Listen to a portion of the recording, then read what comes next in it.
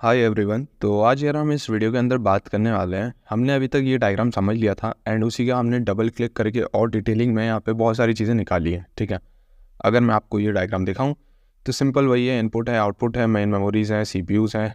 तो ये सारे फंडेज जो हमने देखे थे पहले की तरह ही है। ठीक है, इसमें हम नया जो फंडामेंटल चीज़ है वो कुछ बच नहीं रही। तो आज हम यहाँ पे जो देखेंगे which is related to the registers. अब हमें रजिस्टर्स पढ़ना है एंड जनरल रजिस्टर ऑर्गेनाइजेशन पढ़ना है। उससे पहले रजिस्टर्स के बारे में और डिटेलिंग में चर्चा करते हैं। हालांकि जो किस तरीके से साइज़ वगैरह जो होता है रजिस्टर का, प्रोग्राम काउंटर वगैरह इस टाइप के जो होते हैं वो सब हम अभी नहीं देखेंगे। अभी हम जस्ट रजिस्टर्स क्या होते हैं उनके बारे में थोड़ा और डिटेलिंग में जानेंगे। इससे पहले मैंने आपको डेफिनेशन वाइज क्लियर कर दिया कि रजिस्टर्स क्या है, बट यार अभी उसमें और चीज़ें ऐड करनी पड़ेंगी। तो दैट्स वाई ये वीडियो बहुत ज़्यादा इन्फॉर्मेटिव होने वाली। ठीक है, तो स्टार्ट करते हैं वीडियो को।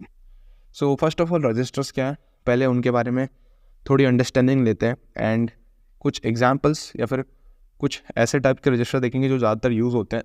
तो उसके हेल्प से भी आपको काफ़ी कुछ आइडिया क्लियर कट लगने वाला है। अभी ये मत देखो कितने रजिस्टर्स कितने बिट ले रहे हैं, बिट वाइज वाला फंडा जो अभी है वो नहीं हम देखेंगे क्योंकि बहुत ज़्यादा कॉम्प्लेक्स हो जाएगा। वो आपको थोड़ी देर बाद या कुछ अपकमिंग वीडियोज़ के बाद मैं आपको ज़रूर प्रोवाइड करवाऊँगा। ठीक है, तो फर्स्ट ऑफ ऑल रजिस्टर्स क्या है। सो यहाँ पे लिखा है CPU रजिस्टर्स आर स्मॉल। देखो एक कहीं ना कहीं CPU के अंदर आपको एक तो ALUs है ना, एंड कंट्रोल यूनिट और रजिस्टर्स, ये तीन मेन कंपोनेंट्स हमने देखे थे CPU के अंदर। तो कंट्रोल यूनिट है, ALUs हैं एंड रजिस्टर्स हैं। तो रजिस्टर्स मेन इंपॉर्टेंट चीज़ यहाँ पे बहुत ही ज़्यादा रोल प्ले करता है एंड ये बहुत ज़्यादा स्पीड इनकी बहुत ज़्यादा हाई होती है, बट इसका जो साइज़ है वो काफ़ी ज़्यादा स्मॉल होता है। ठीक है, सो यहाँ पर लिखा है CPU registers are small and high speed storage location. तो मैं इसको हटा देता हूँ, लोकेशन नहीं दिख रहा। Locations with in the central processing units of a computer. ठीक है, कहाँ पे रहता है रजिस्टर भैया? CPU में रहता है। क्लियर बात? वेरी वेरी वेरी इंपॉर्टेंट चीज़। These registers are use to store temporary data. अब हमने तो बात करी थी कि डेटा यार एक वॉलेटाइल होता है, दूसरा नॉन वॉलेटाइल होता है। तो वॉलेटाइल डेटा को ही तो हम क्या करें, टेम्परेरी स्टोरेज करें। तो उसका मतलब है रजिस्टर्स में जो डेटा स्टोर होंगे वो कहीं ना कहीं वैनिश हो जाएंगे, मतलब कहीं ना कहीं चेंज हो जाएंगे या हट जाएंगे। ठीक है, क्योंकि वॉलेटाइल डेटा या टेम्परेरी डेटा क्या होगा, जो कि शट डाउन होने पे या टर्न ऑफ होने पे क्या हो जाएगा, लॉस हो जाएगा। ठीक है, ये फिक्स्ड डेटा नहीं है, ये एक तरीके का क्या टेम्परेरी डेटा है, just like your RAM.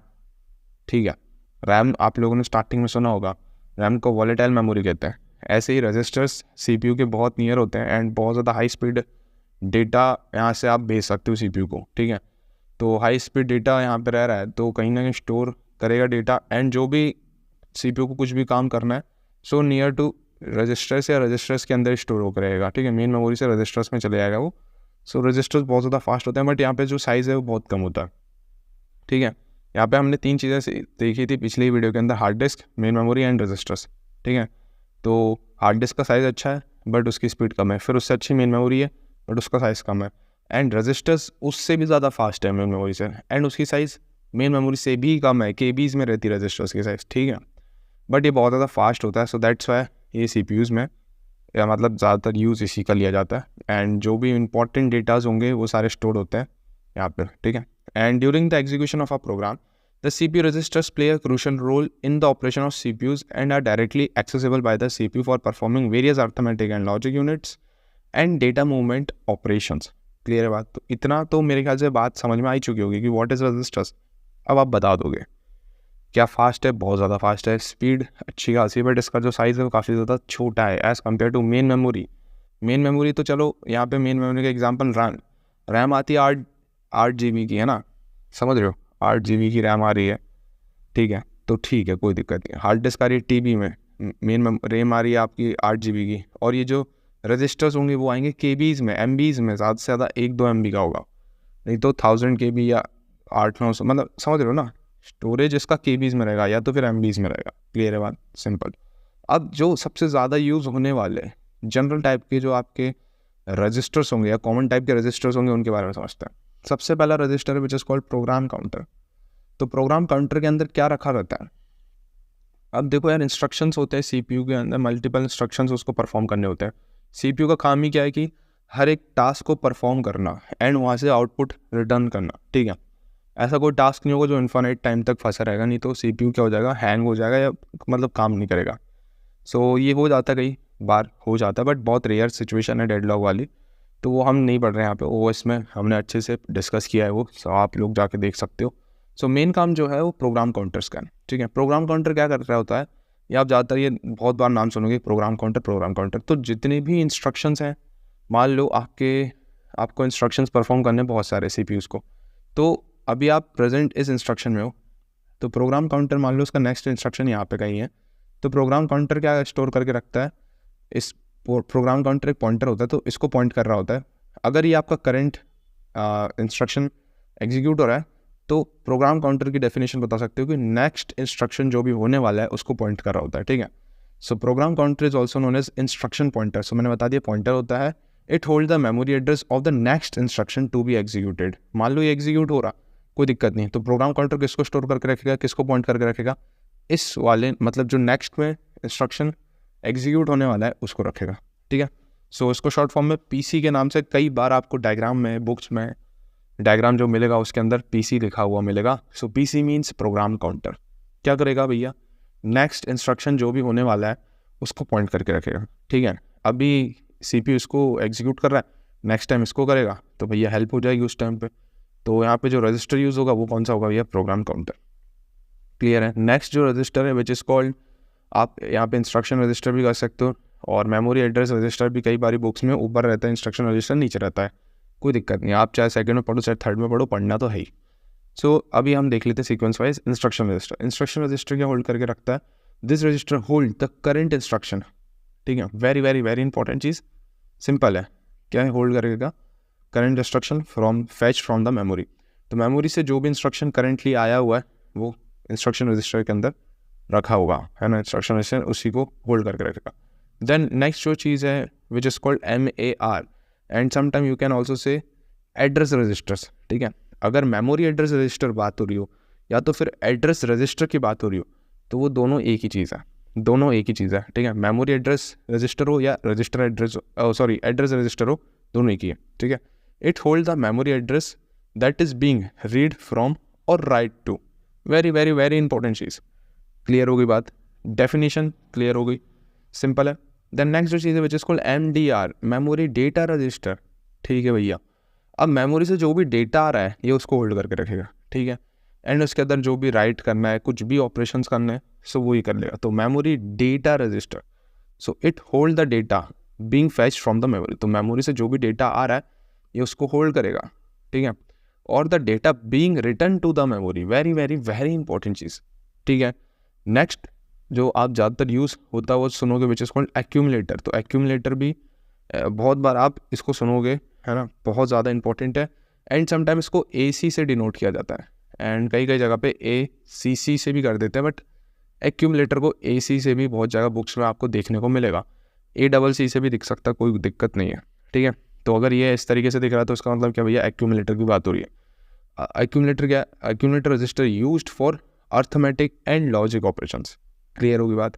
It holds one of the operand और the result of the operation. किस तरीके से होता है भैया, एग्जाम्पल दे दो, जस्ट अभी रीड करो आप, अभी जस्ट डेफिनेशन समझो। जब हम नेक्स्ट या अपकमिंग वीडियोस के अंदर इसके ऑपरेशन समझेंगे कि किस तरीके से इंस्ट्रक्शन दिए जाते हैं, तो तब आपको समझ में आएगा इन सारे रजिस्टर्स का क्या यूज़ है, ठीक है। कहाँ पे भैया एक्यूमुलेटर का काम आएगा, क्योंकि एक्यूमुलेटर एट द एंड कहीं ना कहीं ऑपरेशंस परफॉर्म कर रहा होता है, just like arithmetic and logic operations, ठीक है। तो जो भी चीज़ होगी वो इस तरीके से कहीं ना कहीं रजिस्टर्स का यूज़ होते हुए होगी। तो इसीलिए मैं कह रहा हूँ अभी ज़्यादा कॉम्प्लेक्स नहीं करूँगा, मैं बहुत सिंपल वे में, एकदम स्मूथ वे में पढ़ाऊँगा, ठीक है। सो अभी ज़्यादा टफ नहीं जाएंगे, इंस्ट्रक्शंस किस तरीके से आते हैं, सारी चीज़ें कैसे होती हैं, वो सब नहीं देखेंगे।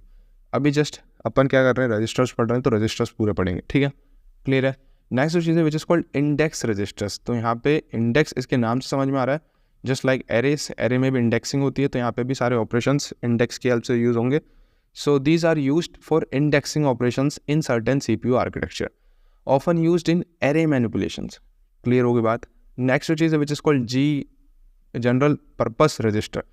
ऐसी एक जनरल रजिस्टर ऑर्गेनाइजेशन होगा जो हम नेक्स्ट वीडियो के अंदर पढ़ेंगे। तो ये है जनरल पर्पस रजिस्टर्स, ठीक है। अब जनरल पर्पस रजिस्टर्स क्या होते हैं, registers that can be used for various purposes such as storing data, addresses और intermediate results, ठीक है। सो ये सभी काम के लिए हो रहा है, जनरल पर्पस के लिए। ये सिर्फ एक काम के लिए नहीं है, ये मल्टीपल कामों के लिए। ये भैया डेटा को स्टोर करने के लिए भी है, ये एड्रेस को स्टोर करने के लिए भी है, ये कुछ ना कुछ छोटा मोटे रिजल्ट्स को भी स्टोर करने के लिए बना हुआ है। तो ये जनरल पर्पस है, ठीक है, समझ गया। कुछ कुछ रजिस्टर सिर्फ एक सिंगल पर्पस होता है, चाहे वो स्टोरी कर रहा हो या तो फिर एड्रेस को ही रख रहा हो। जैसे प्रोग्राम काउंटर सिर्फ नेक्स्ट इंस्ट्रक्शन जो भी होगा, है ना, जो भी नेक्स्ट इंस्ट्रक्शन एग्जीक्यूट होने वाला होगा, सिर्फ उसका क्या रख रहा होगा भैया, सिर्फ उसका यहाँ पे एड्रेस पॉइंटर रख रहा होगा, ठीक है, क्योंकि पॉइंटर एड्रेस ही रख रहा होगा। क्लियर है, तो ये एड्रेस स्टोर कर रहा है। तो जनरल पर्पस रजिस्टर्स क्या है भैया, ये मल्टीपल चीज़ें स्टोर कर रहे हैं, एड्रेस भी, डेटा भी, एंड जो भी रिजल्ट आ रहा है उसको भी। नेक्स्ट जो चीज़ आप सुनोगे which is called stack pointers, and sometime you can also say SP। So stack pointer points to the top of the stack in the memory. अब भैया ये क्या होती है बात, आप लोगों ने डेटा स्ट्रक्चर्स पढ़े, स्टैक पढ़ा है, so top of the stack पता है क्या होता है? बिल्कुल भैया पता है।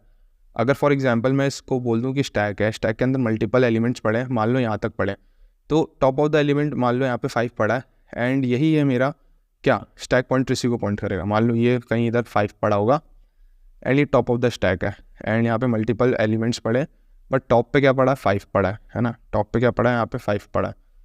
क्लियर है, एंड तो स्टैक पॉइंटर्स किसको पॉइंट कर रहा होगा? इसी टॉपेस्ट एलिमेंट को पॉइंट कर रहा होगा जो स्टैक का टॉपेस्ट एलिमेंट होगा, ठीक है।